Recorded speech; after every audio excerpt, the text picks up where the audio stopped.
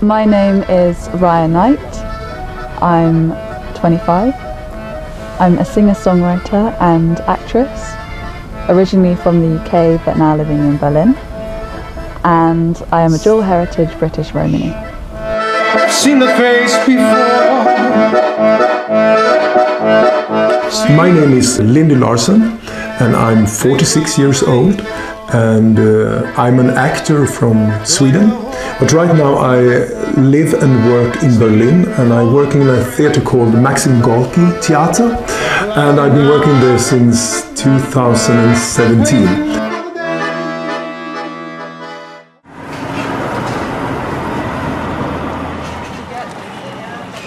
I originally came to Berlin when I was 20. I was invited to be part of the Roma army at the Maxim-Gorki-Theater, directed by Jovanovic, and since then I've worked on different shows with her at the Gorki.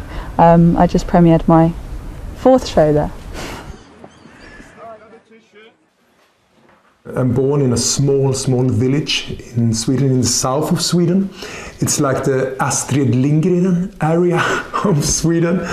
And yeah, I'm a Romani traveler. I belong to the Roma minority. And in Sweden we have 5 different Roma groups that are part of the Roma minority. And my group is called the Romani Travelers, or Resande Folket we say in Swedish, and Romani Manus we say in Romani.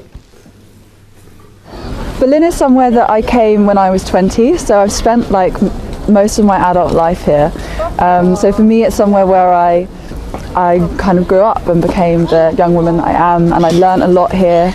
And for me, working at Gorki was also really a very educational process, and a thing that I've really learned a lot from and has really shaped me.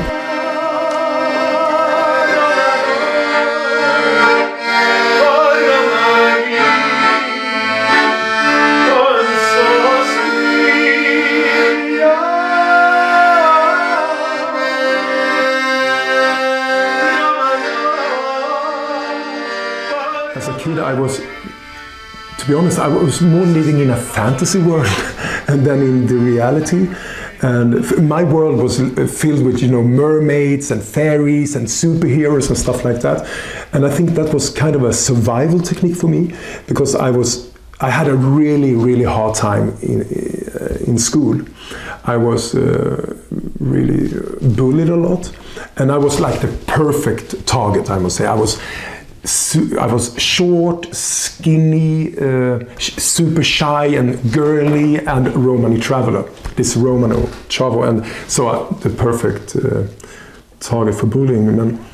Coming to Berlin was my first time combining art and activism. I've always been surrounded by that as a concept from the work of my parents, but it was the first time I really did it for myself. I always knew, it was like, it was like, it has always been with me in a way, I think, when I became aware of that in a way. And for me it was not a big deal to come out to my family. It was not a surprise for them, I must say. But for me, I must say, it was in a way harder to come out as a Romani traveler, like in interviews and stuff like that. Because me coming out as gay just affects me in a way. But me coming out as a Romani traveler means that I out a lot of people, like my family, my relatives, and some of them didn't want to be outed. I'm always surprised by the level of ignorance that people have about us in the majority community, because we're Europe's largest ethnic minority and still people know so little about us. And I really think it's time for people to get educated. And I feel like there is a sort of willful ignorance on the side of the majority society, where they only want to believe the stereotypes or the fetishized, romanticized, exoticized image that they have been presented of us historically. But actually the Roma are here, they are self-representing, they have their own stories, their own narratives, and you only have to look, you only have to open your eyes to really see us as who we are.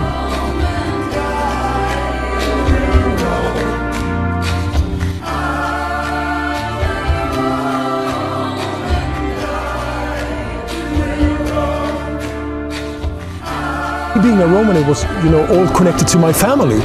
So for me, coming to Berlin and working with my Romani heritage on stage in this production was totally life-changing for me. It was totally revolutionary for me. And also, you know, being a Romani traveler and taking the space in the Roma community was so big for me. And I think that's the beauty of this show, Roma Army, because it's like a celebration of the diversity of the Romani people, that we look different, that we are different, that we, you know, and it was a really, really big thing for me. The show was with other actors and artists with Romani background from across Europe, and for me it was the first time working professionally in theatre, but also the first time combining art and activism. And as far as I'm aware, Roma Army is the first show which was developed with a Romani cast on a national theatre stage, and for such a big audience, and it's the first show on such a large scale which put our narrative at the centre and had a majority Roma cast. Oh my God, where is it? Yeah, wow, yeah.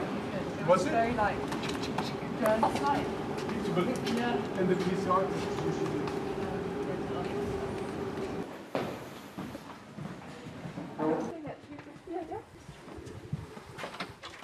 Right now we are at Maxim-Gorki-Theater here in Berlin, and we have just played a music. No, it's called almost a musical, Slippery Slope. So it's like a music theater, political. They musical. said it was in the reviews. They said it was the musical to cancel culture. So. Exactly, that's what it is.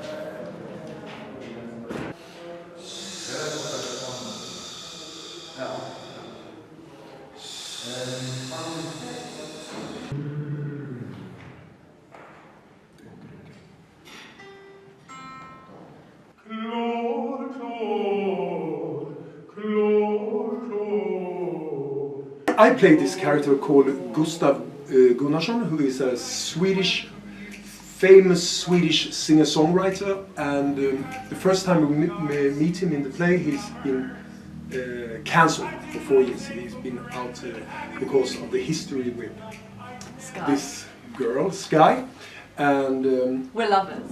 Exactly. If you can't tell from the chemistry that exactly. we have, yeah. But it was like it was not an equal relationship in a way. The play starts with quite nice. You feel for this Gustav character a lot. You know, what has he done, and you know the audience are with him very much. But then slowly the whole story reveals how abusive, aggressions, and I think exploitation. Yeah, exactly. Also, I think like in the show they were really interested in exploring this savior, perpetrator, victim triangle, and whose narrative do we believe in the end?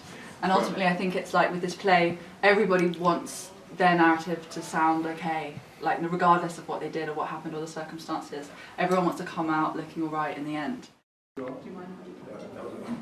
Is that what you are? But I should.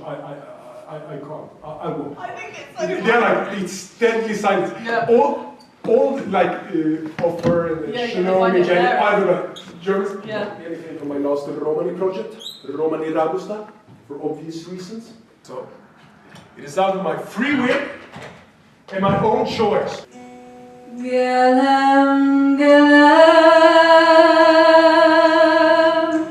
Felt like the earth stings. Her voice pierced through my soul. I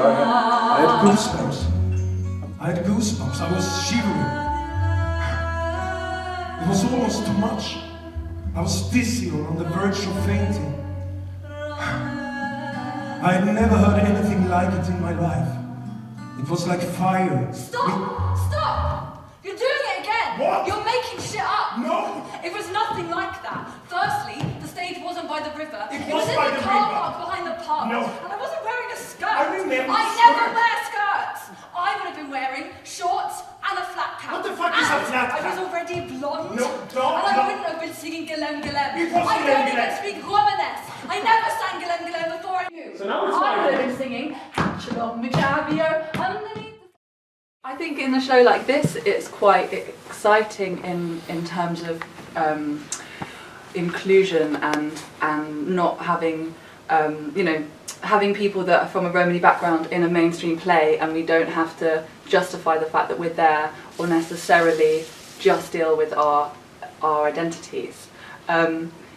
We do actually tackle like racism against Romani people in the play, but it seems like it feels like it's part of a mainstream narrative, and I feel like that's really important in terms of Romani politics, the fact that it is part of a mainstream discussion and it's not something that needs to be sidelined or like put in its own box and dealt with separately.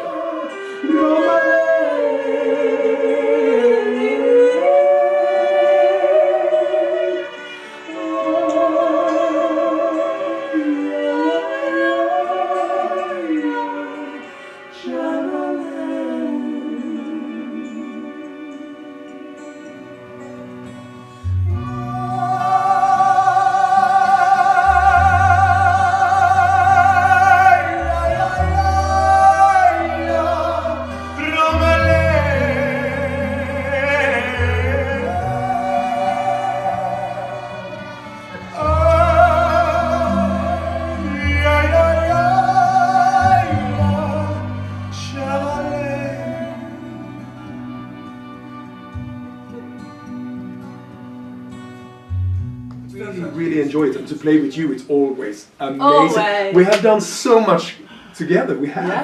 Yeah. Every show I did at Gorki was. I mean, we have been together for. We're not together, but I mean.